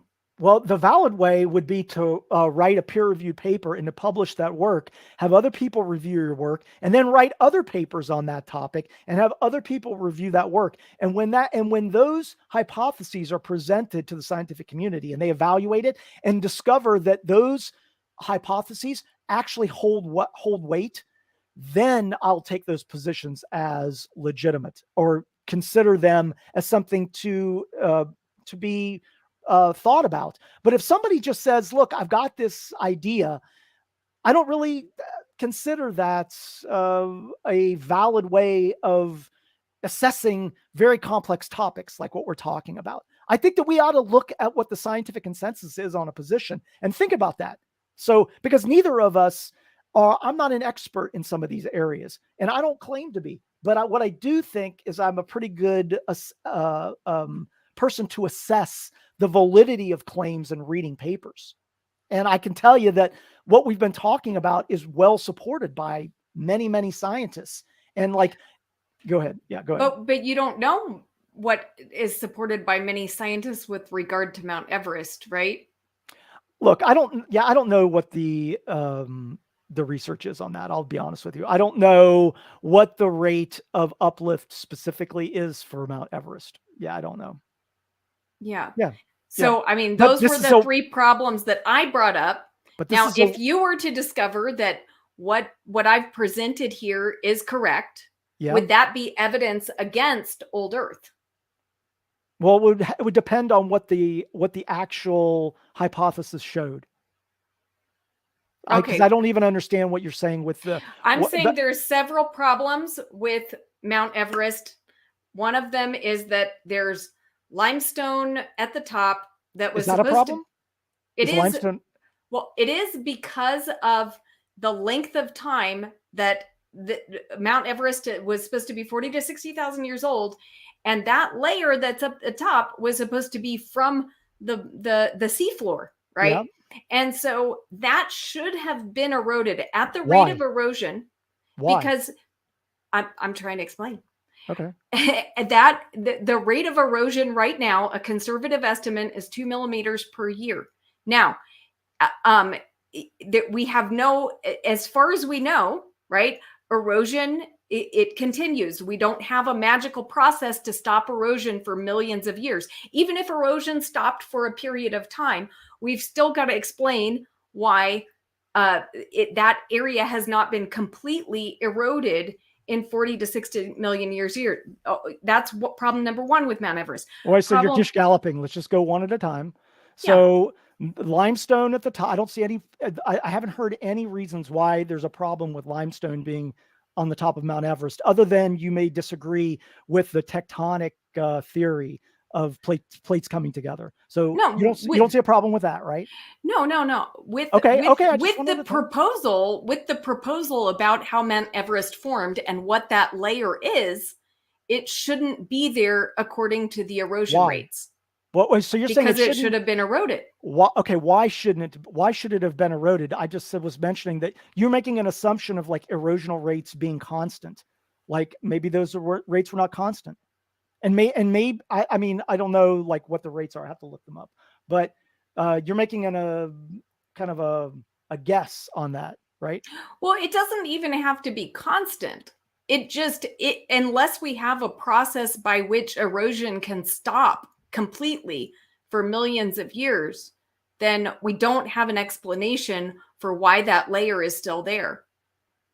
So, okay, that is problem number one. Problem number two is that the rate of erosion compared to the rate of uplift right now, and even, it could be different in the past, but right now the uplift is greater.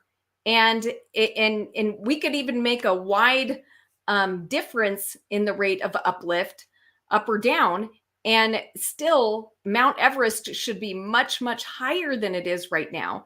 At the current rate of uplift, it should be 52 miles high right now.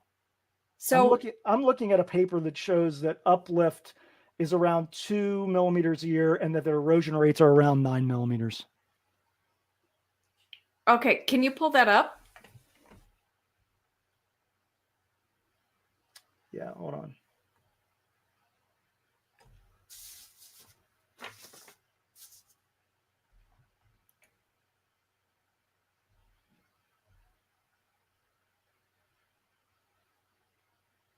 Okay, well, it's not a paper. Hold on.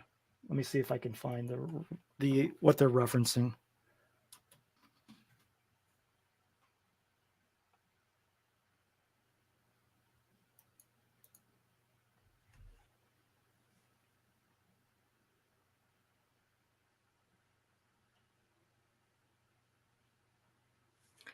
All right, while you're looking, I'll say hi to some people. Hi, Peter. Good to see you. Hi, Jake. Carol, the atheist. Hey, Andrew Cumming. Glad you're here. Dave. Hi. BS is here. Tape deck. Wow, we got a good crew here. Stephanie. Good to see you. Jamie. Oh, okay, cool. Jamie's helping out my case here. Dave is here. Orge. Assembly of God. Sal's here. Hi, Seamus. Good to see you. Top dog. Okay, did you find something? No, I didn't find it. It looked like it was a reference to something else, but it wasn't a paper. So I don't want to pull up anything that's not a paper. Okay. Well, I mean, this doesn't have to be all sorted out tonight. I'm just, like I said, I'm taking your word for it about plate tectonics, and I'm willing to like tentatively accept what you're offering as evidence for old Earth, and I'm presenting evidence for young Earth. You don't have to accept it right now, but I mean, if it turned out that what I'm saying is true about the uplift and the erosion, would that be evidence for young Earth? I don't think it would be evidence for young Earth. I think it would just be evidence for exploring the uplift rates for Mount Everest. So I don't think that like the issue of erosion rates on Mount Everest. So I guess what you're saying, just to make sure I understand, what you're saying is that if we were to discover that uplift rates were greater than the erosion, would that somehow cause a conflict with our understandings of an old Earth? Is that right? Yes. Mm-hmm. I'm not quite sure I would say that would be evidence. I mean, I think it would be evidence for a hypothesis that we would need to explore, but I don't see how that would point to a young Earth. It just might point to the fact that and maybe that this is what you're talking about of like, I'm trying to be like charitable here on this, that there might be a hypothesis around understanding the uplift rates that we just don't understand for Mount Everest, that we haven't explored that. But I don't think like by finding these like singular issues to say, what about this particular issue? What about that particular issue? What you would have to do is to say, we find this all over the place. We've went to like 50 mountains around the world, and we've discovered that uplift rates are greater than erosional rates, and they don't align with like the age of the Earth. And so that we have some problem here that we have to explore. And even then, I don't think it would point to a young Earth. I think that it would just point to a fact that we don't understand something about uplift rates. Okay. Well, then just here's a question from Paleologos, and I'm not paying that much attention to the chat, but I happened to see this and I thought it kind of goes along with what we're talking about. What geological feature would demonstrate a young Earth? I don't know if a geologic feature would demonstrate a young Earth. I think what you would have to do is you would have to find problems in the models of all these different disciplines to be able to show that our assessments of the age of the Earth are wrong. So you wouldn't be that like is a particular geologic feature like oftentimes a young Earth creationists bring up undulating strata, like folds in strata, as an example of a young Earth. And we have well-established reasons that under pressure and temperature that you can get undulating folded rock. So I don't think that there would be a specific feature. I think what you'd have to do is that you would have to show how the models around all these different areas are flawed. And what you would, I think, have to do is show how a young Earth model scientifically could be explained and that it all works together. Similar to like what flat earthers do, a flat Earth globe model. If you were a flat earther and the Earth was flat, you should be able to present a model that connects oceanic and atmospheric and all these different areas together to show that the model works and we can have some type of novel prediction on those things. I think you would have to do the same thing for a young Earth. You'd have to be able to say, we have a model for paleogeography. We have a model for plate tectonics. We have a model for these other areas. And when you put all the models together, they all work and it all works together. If you could do that, that would be good evidence. But I don't, but I think that I'm not going to say that's impossible, but I think that's what you would have to do. And typically these kinds of things happen by people in one area discover a problem, like what we were talking about with magnetostratigraphy. They discover a problem and they formulate a new hypothesis around how the magnetosphere formed, and that it actually hasn't reversed 180 times, and that it's just decreasing over like 6,000 years, and that they have a mathematical model that works like that. And then somebody else in another area says, you know what, we have this other model for biogeography, and then that area we've worked out all the math that fits with a 6,000-year-old Earth, and it connects with the other one. And then you do that for other areas. Suddenly you have a cohesive multi-level model that points to a young Earth. That would be very difficult to refute scientifically if somebody could do that. Awesome. All right. Well, Peter, Sal, get to work. Look, I don't want to say science can't, like, if folks can come up with those issues and publish them, not just talk about them, but publish them in their work, publish them in a peer-reviewed paper, then science has to consider it. Yeah. So what the other issue, like, that I think, is kind of strange. Now, I live in Utah. I drive around. I see, like, it looks like everything was like shaped by water. Okay. Just and like around the world, it seems to be like that. I mean, I remember going to the Natural History Museum in another place I lived as a kid, and they had like an elevator where you went down, and it was like, see, at one time we were all underwater, and it kind of like took you through the history of the area. Yeah. And in fact, so many places that I go seem like they were underwater and formed by water. So, isn't that evidence for a global flood? Well, there have been lots of, processes that are affected by water. I totally agree with you. There have also been a lot of processes that are aeolian, that are wind processes. There are other processes through like landslides, and there are other geomorphological processes through glaciers that affect the surface of the Earth. But I don't think that because we see areas that are affected by water means that we can conclusively say that there was a global flood.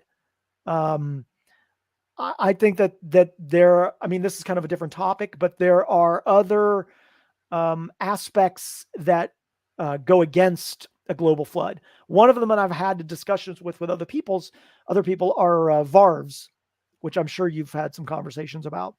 That how do we get the varve formation, like 200,000 varves in a global flood? How do we get limestone formation in a global flood? When we know that limestone formations, I think you had a discussion with I forget her name. Erica, yes, about limestone formation. She was very articulate on that topic. So I thought that she did a good job about like talking about Opdyke's work on limestone formations. So, how do reefs form in a global flood scenario? Did we have enough water for a global flood to have formed? So I think that there are multiple pieces of evidence that would go against the global flood theory. Yeah. Well, then, like, how do you see how we have like massive areas that are affected by water? Because, for example, like today, like the Ganges Delta is like 39,000 square miles across. Okay. And that's like the largest area that has like a sediment deposit happening in the way that like we can like watch what's happening. Right. Sure. And then, but then you get the layers of the geologic column that are much bigger than that, like, but like, that like span continents, so how do you think that those layers were able to form? Well, with long periods of time, time can create many things when we are talking about an extended period. So when we go and look at like kind of the stratigraphic column, we look at rock layers over I'll say millions of years, but we look at a large length of rock record. We're looking at, and I know maybe this is just kind of, I'm begging the question, but we're looking at a large period of time, and we can look at each one of those layers, and people, spend their lives saying, like, I study hummocky cross stratification. I study how sediment layers cross stratify, and what are the hydrologic and wind processes that form that cross stratification, and what is required to do that, and how long does it take for those things to occur. We could go through all of those layers and talk about what are the processes that form those. And oftentimes, like, there are processes of catastrophicism that form layers of sediment, of course. But oftentimes, and when we look at like the Grand Canyon, or we look at these other areas where we can see large cross sections, that the processes to form those are not short term. And they're not, we know that they're not short term for a variety of reasons, due to relative time evaluations, due to chemical processes and lithification, due to just like the sedimentological analyses, understanding the formations of those processes. So I'm not saying that nothing is catastrophically formed. That there are certainly catastrophic events and flood events that form sedimentary layers. I just don't think that a global flood is the reason for all of those layers that we see around the earth. I just don't think that's the case. Well, I didn't say it was all of the layers, right? Okay, so what are you saying? Well, I'm saying that it had a big effect, and I do think it's responsible for a lot of the layers, and it actually makes sense with what we see with fossils, because fossils don't form in just any condition, and it's hard to imagine if a layer is happening in 1 centimeter every 100 years or something, like, I don't even know, maybe even a million years, I don't know. But so if that's happening, then how in the world did we ever get all these fossils to form? Like, for example, like the area where I live, and into Montana and Wyoming and all this stuff, it's a gigantic layer that has tons of fossils, dinosaur fossils and everything else.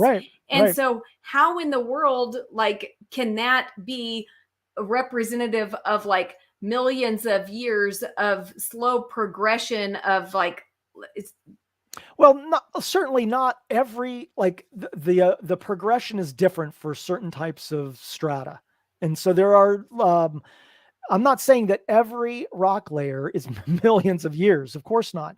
But what I'm saying is that we know, based on our understandings of how sediment forms, or how sedimentary layers form, that many of these processes do occur over slow periods of time. They may be fluvial processes. They may be processes that are like sediments at the bottoms of lakes, or large bodies of water. So it's a mixture. So like, there are some layers that are formed rapidly. There are some layers that are not formed rapidly. So I would agree with you that, like, water is a very powerful process that has resulted in many of the layers and formations of layers that we see around the earth. I totally agree with that.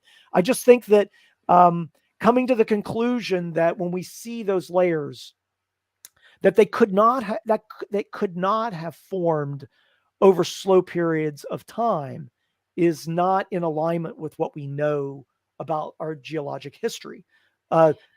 So some things, yes, but I think that we could go through, like, if we went and looked at specific strata, like, people talk about, like, they use the Grand Canyon as an example, but if you went through the layers of the Grand Canyon and you looked at, like, what those were, what they were made up of, how they were lithified, what the chemical compositions were, and then we piece together the geologic history of what we think was going on at that time, that it starts to make sense of having millions of years for those formations, not all rapidly laid down in a global flood. Well, see, and this is not what I'm hearing from some of the young Earth creationists. So I'll just tell you what they're saying about some of the formations at the Grand Canyon. And if you have an answer, great. But, in regard with those varves that you mentioned, they have some layers at the Grand Canyon that, like, there's a varve, then there's a layer, then there's another varve. But then in other areas, there's 30 layers between those same two varves. So if it wasn't laid down rapidly, then why in between those same two layers of varves are there 30 layers in some and one layer in another? And then so do you have an answer? I don't quite understand the question. Why is it there are differing? Like, if it wasn't laid down rapidly, because you're saying it wasn't laid down rapidly, this has happened slowly over time. So then if this is like, if this happened slowly over time, then why in that same time period do we have one area that has one layer between those varves and one area that has 30 layers in between the varves? I don't see what the problem is with that. Why would that be a problem? Like, you could have, like, we're not talking about everything is formed at the same rate. We're not saying that everything is formed at the same rate. So you could have a layer of sediment that is laid down in over top of a layer that has taken, a considerable period of time to form. And then we have some type of flood event that lays down a layer. And then we have other layers on top of that are slowly formed. And then we have another layer that there's a catastrophic event that occurs. There's no doubt that catastrophic events do occur and lay down sediment, of course. But what I'm saying is that when we look at the entire history of a rock layer or of rock strata, what we're seeing is not catastrophic events after catastrophic events, or one catastrophic event laying down, 40 layers of rock. That I'm imagining you don't think that's the case. You don't think that the argument is that the global flood laid down, all these layers all at the same time. Well, I don't know if it laid down all of the layers, but I think it laid down quite a lot of layers, and especially the fossil, the main fossil layers that we have.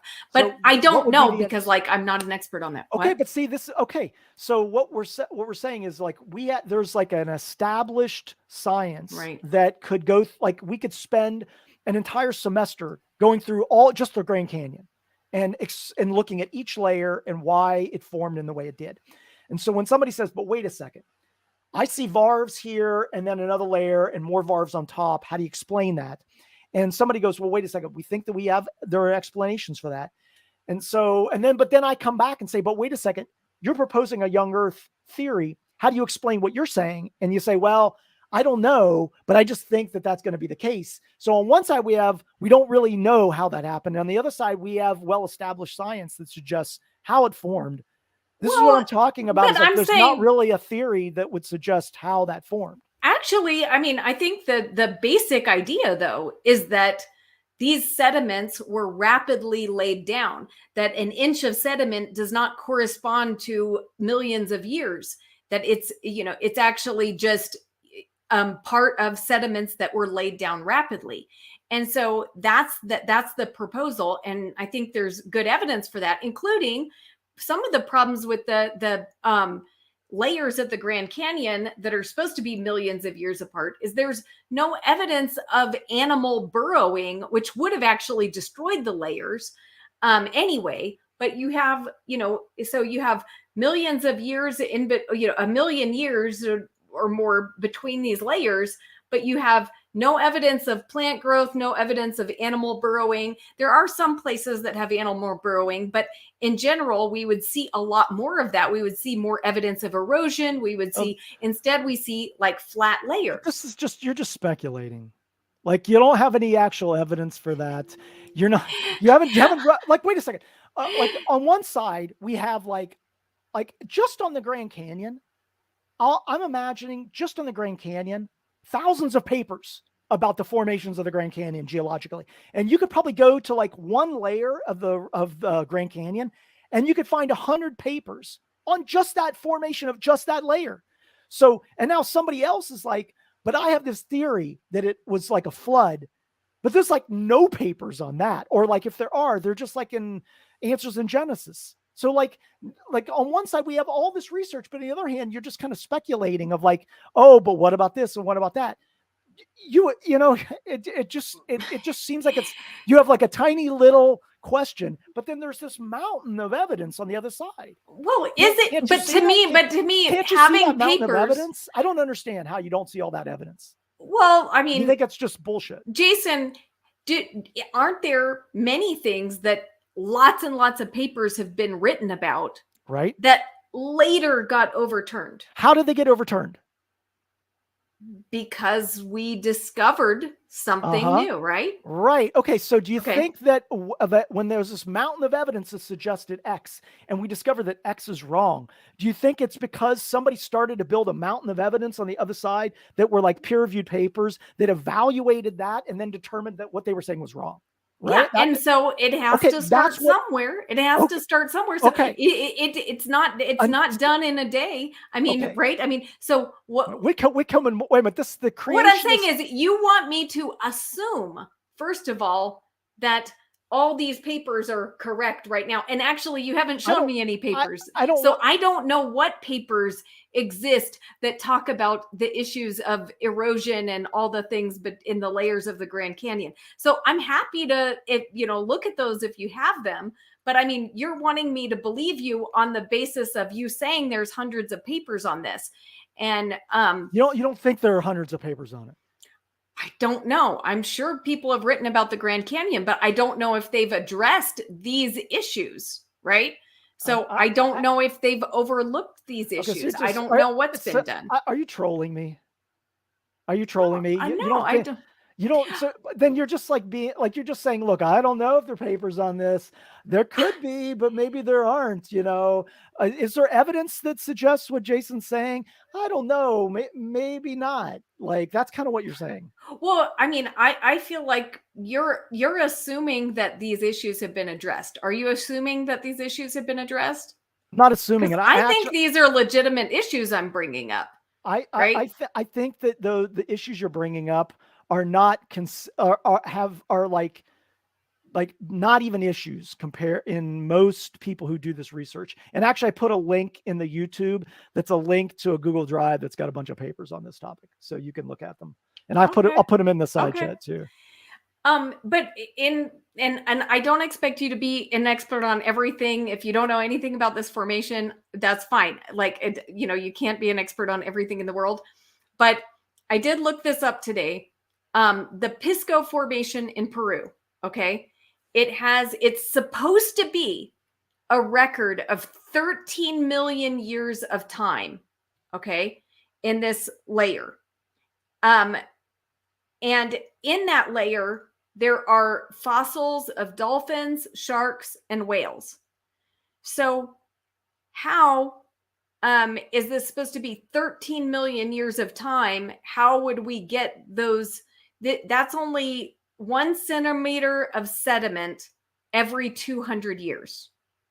Okay, so 1 centimeter of sediment every 200 years. So if that took 1 centimeter every 200 years, and it's supposed to be through 13 million years, how did all these fossils get buried? How did all these animals get buried rapidly? Do you have any papers on that? You can just Google it. You can Google it. I'm looking at a paper right now on it. Okay. The paper is Sequence Stratigraphy and Paleontology of the Upper Miocene Pisco Formation on the western side of the Ica Valley. So, and your argument is what? That it shouldn't be that old? My argument is that, well, my question is, if this is depositing slowly over 13 million years, then how is it filled with whale, shark, dolphin, and other marine fossils, but large ones, if it's supposedly depositing so slowly? Wait a minute. Why? Okay, wait a second. So we could have deposition that could be occurring over slow periods of time, but still, like every season of deposition, there could be animals that end up getting dying and forming, and those getting deposited, and then that gets compressed, and there's decay that results in a very small layer of sediment, and then that just keeps on occurring over time, over periods of time. And then sometimes it doesn't happen. Jason, are you getting this from a paper? Are you getting this from a paper? Or are you just assuming? I'm looking. Now I'm trolling you. Trolling you. Yeah, exactly. All right. Okay. You know what? I can never tell when somebody's trolling me. That's why I always ask, because people troll me, and I start saying stuff, and then they're like, "Do you know I was trolling you?" And I'm like, "No," because I'm not very good at detecting that. Here's what I want to say on this. Okay. Is that I honestly think that, like, you're bringing up some of these topics, and similarly, like some of these topics, like of this Pisco formation, that I don't really know about. Right. So, like, I'm not educated on that topic, but I think that you should be willing to admit that you're not educated on this topic either. Correct? Well, I'm not as educated as somebody who's actually studied it in depth. Right. And so would it be fair to say then that drawing conclusions on some of these topics when you haven't studied in that area may mean that, like, you're misinterpreting what you're reading? Well, actually, I'm choosing which sources I'm going to trust, right? Because look, I can't, since I'm not an expert, I have to trust in what someone's telling me, right? Agreed. People, right? I agree. Yeah. And so there are people that I have chosen to trust. And so that's where I will leave it at that. Yeah. Why do you choose to trust them? Well, because like I said, I'm starting with the assumption that the Bible is true. And so I'm more likely to trust someone who shares my interpretation of Bible. That doesn't mean that I will trust everyone who shares my interpretation of the Bible, because once I discover that they are not trustworthy, then I don't use them as a source anymore, right?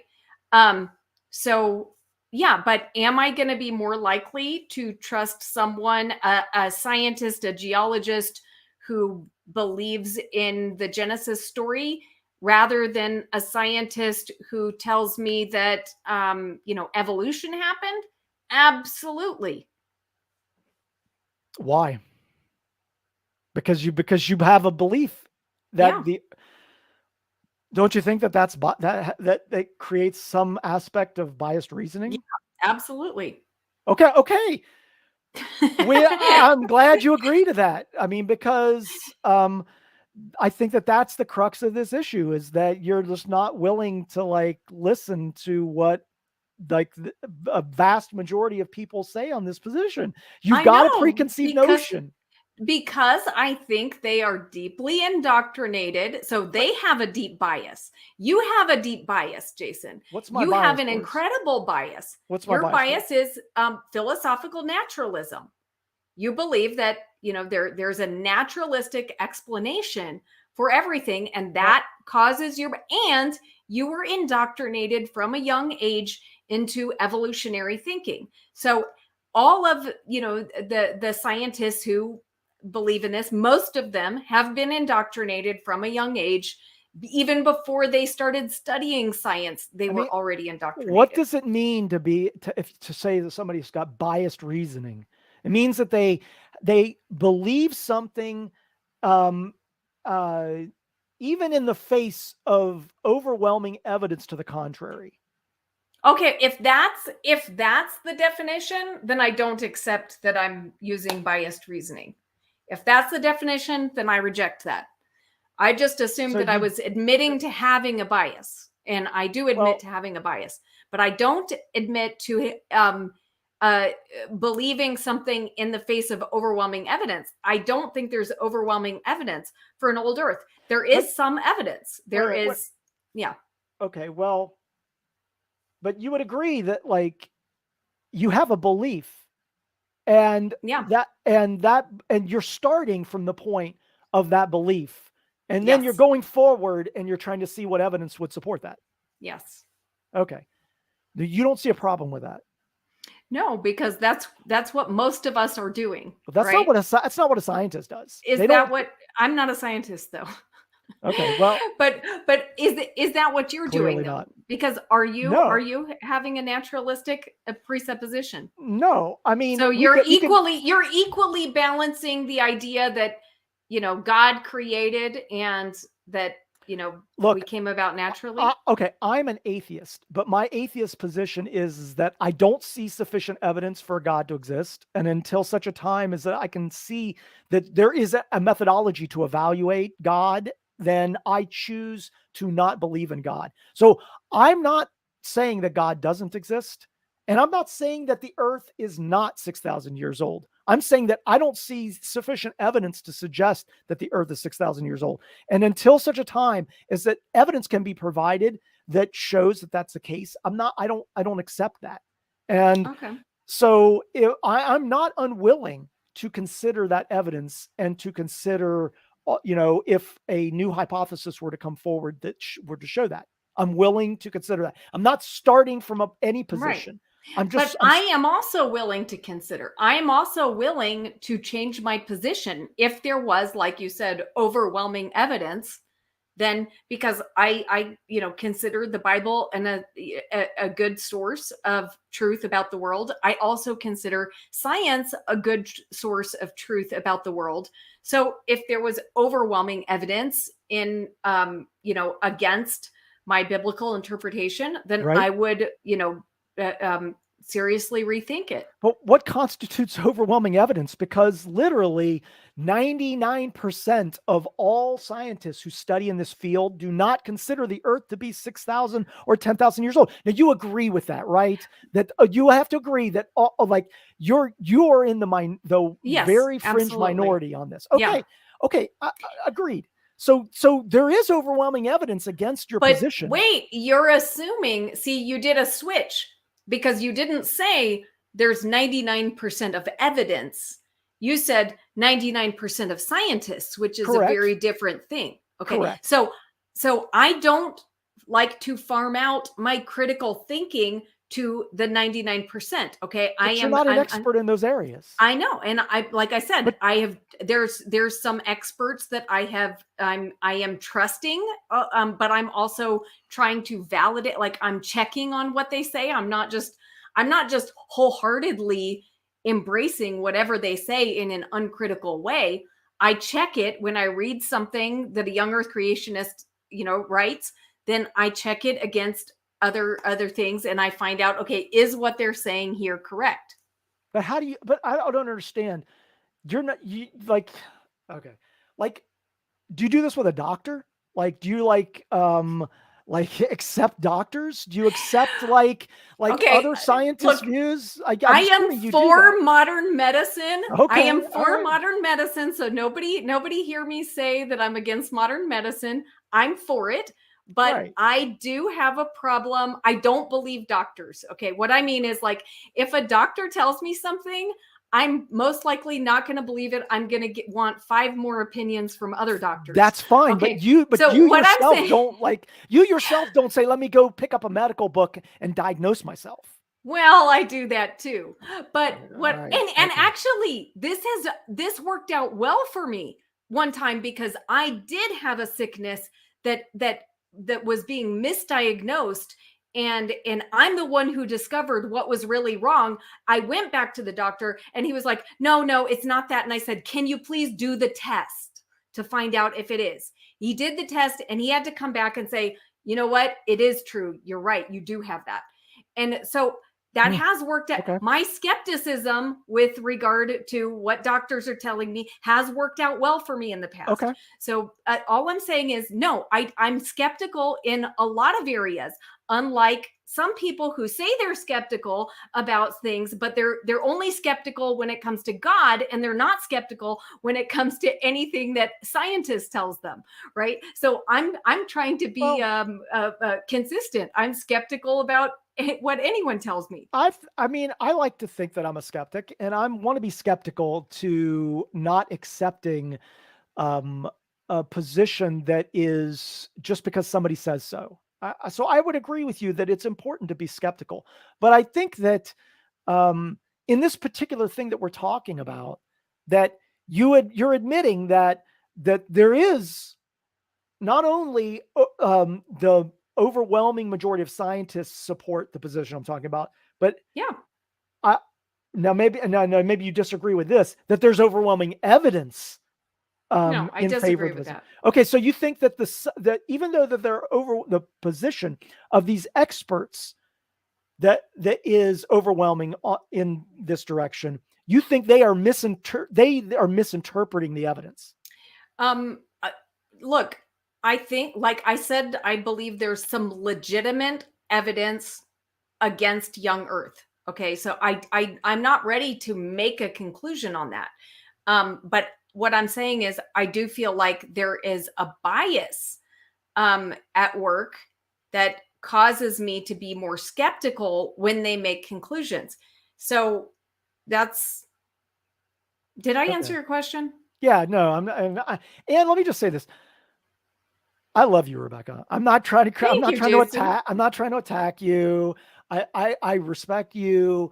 You know, we're having an intellectual discussion on this. Like having this position doesn't mean that I don't like you. I don't like your channel or your positions. Look, we just may disagree on this topic, but I think you're a good person. And, you know, so I hope not anything I'm saying is not coming across as personal. I don't mean to come across that way. So. Thank you. Well, I appreciate that. So yeah, well, do you have any final things you wanted to say? I guess we could tell people to put questions in the chat if they have questions, but I mean, we've already been going more than 2 hours, so. Yeah. You need to go. But so, let me just say, people can, you know what, maybe I shouldn't do this. I was going to put my Gmail email in the side chat or on the YouTube. Hold on, let me do this. Okay.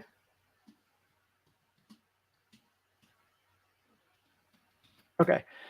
So I put my email in the YouTube side chat. So if there are people that are like, I want to email Jason about this, you can email me. Do I have any other questions? No, I don't have any other questions. I mean, I can respect what you're saying about these fringe issues, but the only thing I would just say is that I really want to hammer home on this ad hoc reasoning piece, because I think that you're coming to this with this preconceived notion, and that has the potential to color your perspective on what you think actually is valid evidence.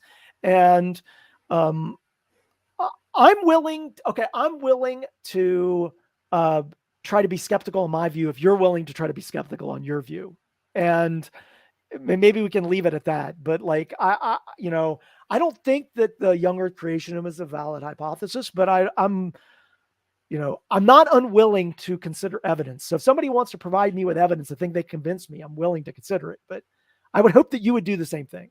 Yeah, and I hope you feel that I'm considering your evidence. I do. Do you feel it? Okay. Yeah, I do. I mean, I know you don't believe, I know you don't accept it, but I felt like that you're willing to consider what I'm saying, which is no, important. I wrote down the things that I accept that you're saying that I will look more into. Okay. So the areas that I'm going to look more into that you talked about is the plate tectonics, and if that matches up with the radioisotope dating. Yes. Okay. So if the dating that goes along with the plate tectonics matches up with that, and then I'm accepting your ice cores tentatively. I'm tentatively accepting these as things against the young Earth. Okay. If it turns out that all that you're saying is true, then I accept these as things as evidence against my position. So, and then there was one more thing you said, the magnetic. I don't remember the magnetic term you used. magnetic anomaly or magnetostratigraphy. Yeah, magnetostratigraphy. Yeah, Okay, look into that, because that's a very common method that is explored for, other than like radiometric dating. It's like an alternative technique that is used for dating. Yeah. The only thing that I will push back on this, and this will be my final thing, is that all of these things that you're discussing are things that require us to extrapolate from the past. Okay. So it's not something that we can like do in the lab right now, because it all requires making assumptions about the past. And so when we make assumptions about the past, that's always we can always have like lower confidence in that than science that we can like repeat, that we have the conditions right now. Would you agree with that? Yeah, I mean, there always is an issue of repeatability, but we have these issues with all of these areas that are impossible to go back into the past, like with evolutionary theory. Like we can't macroevolution, we can't observe macroevolution. We can observe microevolution, we can't observe macroevolution. That's oftentimes an argument that is put forth. But I think that there are methods that we can use to evaluate those types of systems, and that we can make novel predictions. That's why we make hypotheses that revolve around novel predictions on these topics. So I think we can do the same thing with things like magnetostratigraphy. But you're correct that there is a lower level of confidence if we just can't observe something. I mean, observation is kind of a major facet of science. Certainly that we can't do that with some of these things. I would agree with you on that. Okay. Orge asked me to put this question up. Can I get some tickets to the gun show? I'm not showing any guns. I don't really have any guns, but I know Jorge would say that. Yeah. Well, I'm wearing a long sleeve shirt, so come on, I'm not wearing a short sleeve shirt.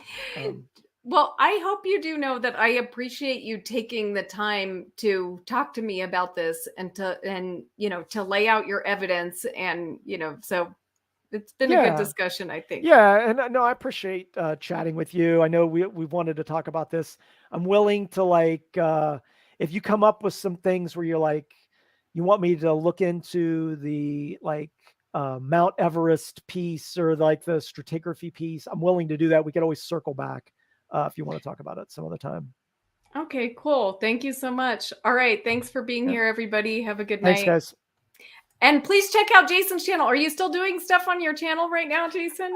Yeah, occasionally. I've kind of been on Clubhouse a lot. Some folks have probably noticed I've been on Clubhouse with like the Jack Angstreich crew and those guys. But yeah, no, I have a video that I'm going to be posting in the next week. So. Oh, awesome. Okay, so please, if you're not subscribed to Jason's channel, the link is in the description. So please subscribe to his channel and look for his next video. All right. Thanks. Good night. Yep. See you guys.